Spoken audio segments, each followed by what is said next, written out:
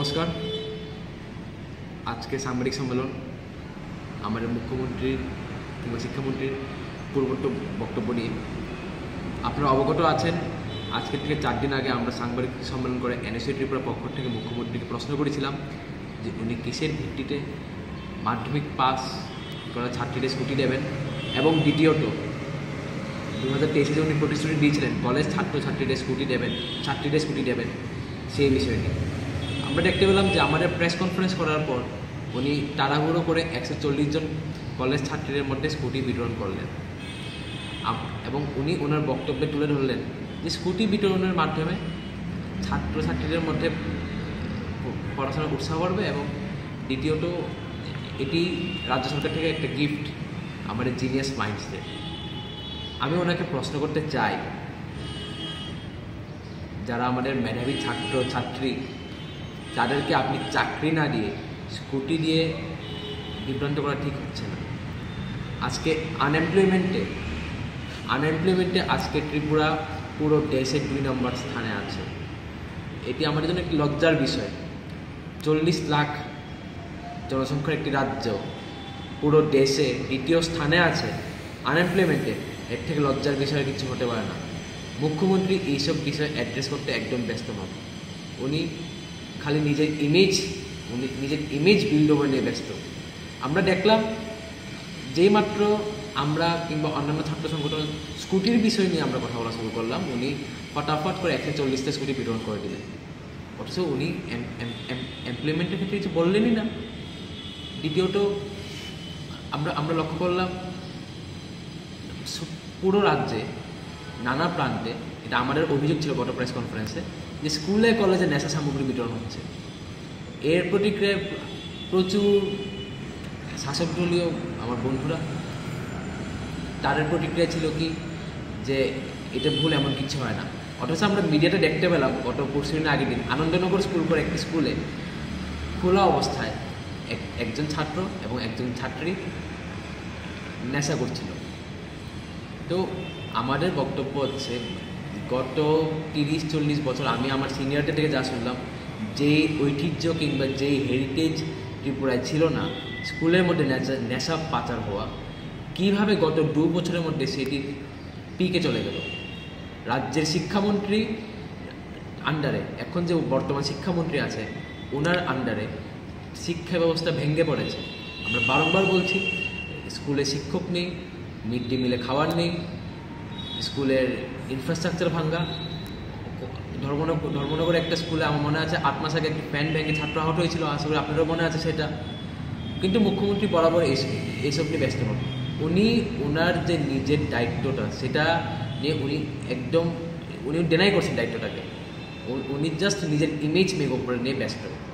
বিদ্যাজ্যোতি নিয়ে আমরা কয়েকবার আওয়াজ তুললাম, বিভিন্ন ছাত্র সংগঠন বিদ্যাজ্যোতি নিয়ে আওয়াজ তুলল যে গরিব মানুষদের রক্ত চুষে এইভাবে ঠিক হচ্ছে না। কিন্তু মুখ্যমন্ত্রী এটি নিয়ে কোনো শব্দ করলেন না। উনি বলছেন যে ত্রিপুরা রাজ্যের ডেভেলপমেন্টের জন্য এটি কী ডেভেলপমেন্ট? ত্রিপুরা রাজ্যের ম্যাক্সিমাম অফ দ্য পপুলেশন দিন আনে দিন খাওয়া। সেখান থেকে আপনারা যদি ফ্রি এডুকেশন ছিল, ফ্রি এডুকেশনটাকে এখন আপনি চার্জ করছেন, টাকা দিচ্ছেন বাৎসরিক, সেটি কোথাও দিয়ে ডেভেলপমেন্ট হচ্ছে? যার কারণে ড্রপ আউটের সংখ্যা স্কুলের থেকে বাড়ছে। প্রচুর গরিব ফ্যামিলি, আর্থিকভাবে পিছিয়ে পড়া ফ্যামিলি, তারা বিদ্যাজ্যোতি অ্যাফোর্ড করতে পারছেন না।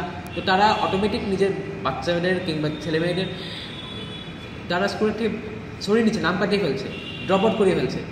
শিক্ষামন্ত্রী যদি আজকে আমরা যদি দেখি দিল্লি, কর্ণাটকা বা বড় বড় রাজ্যে শিক্ষা ফ্রি, এডুকেশন ইজ ফ্রি, কেন আমাদের রাজ্যে বিদ্যাজ্যোতি লাগু করা হলো? অথচ বিদ্যাজ্যোতি লাগু করে বিদ্যাজ্যোতি স্কুলে শিক্ষক নেই, ছাত্র নেই, মিড ডে মিল নেই। তো টাকাটা যাচ্ছে কোথায়?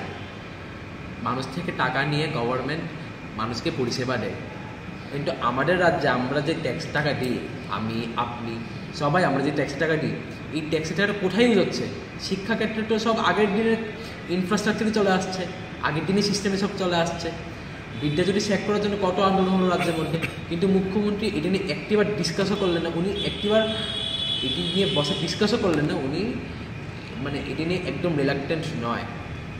মুখ্যমন্ত্রী ওনার গত পরশু দিনের প্রেস বিবৃতি একটা মিডিয়া বাইকে বলছিলেন যে বিরোধীরা নাকি ঘুম থেকে উঠে এসে ওনার বিরুদ্ধে প্রেস কনফারেন্স করে।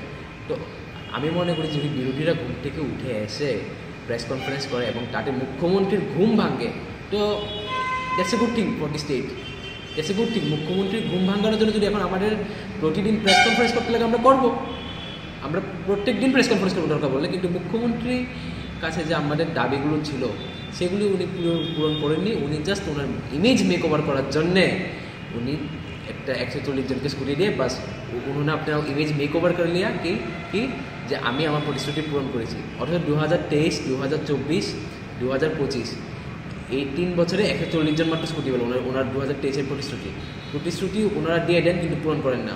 প্রতিশ্রুতি ছিল 2018-তে যে সমস্ত কলেজ ছাত্রছাত্রীদের মোবাইল দেওয়া হবে, দেওয়া হলো কি?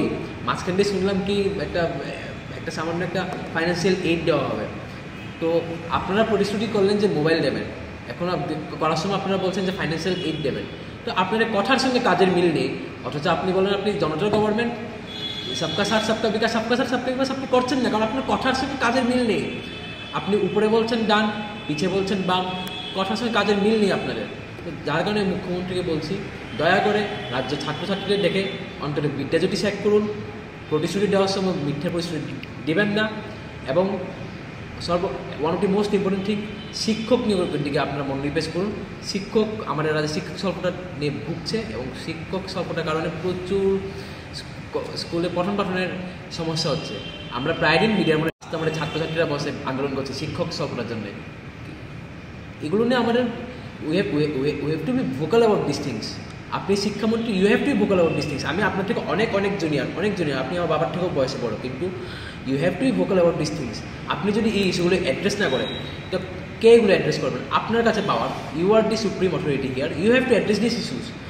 আপনি যদি এগুলো থেকে পালিয়ে বেড়ান এইসব ইস্যুস থেকে, তাহলে সিচুয়েশান আরও ডিগ্রেড করবে, আরও খারাপ হবে। এট দি এন্ড দেখা যাবে আপনাদের 5 বছর পর ত্রিপুরার শিক্ষা ব্যবস্থা ভেঙে পড়েছে। অলরেডি আনএমপ্লয়মেন্টে আমরা সেকেন্ডে আছি, এখন হয়তো কে জানি এখন লিটারেসি রেটে আমরা পড়ে যাবো নিচে, will lose our ranking for you.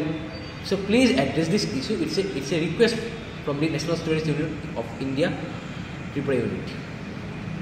যেহেতু এতগুলা অভিযোগ আপনাদের রয়েছে মাননীয় মুখ্যমন্ত্রী বা শিক্ষামন্ত্রী যাই বলুন তার বিরুদ্ধে, কোনো ধরনের আন্দোলনের কি কোনো কর্মসূচি রয়েছে মানে সরকারের বিরুদ্ধে? আমরা সামান্য কিছুদিন অপেক্ষা করব, কারণ আন্দোলন করলে আমরা চাই না যে ছাত্রছাত্রীরা কলেজ স্কুল বন্ধ করে আন্দোলনে আসুক, তাদের পঠন পাঠনে সমস্যা হোক। এখন পরীক্ষা চলছে পড়ছে, কিন্তু এই প্রেস কনফারেন্সের মাধ্যমে যদি ওনারাই আমাদের দাবি পূরণ না করে, তাহলে আমাদের এই পরীক্ষার মধ্যে আন্দোলন করতে লাগবে। আমরা তা করতে বাধ্য, সেটা সময় দেখা যাবে, দেখা যাক কী হয়।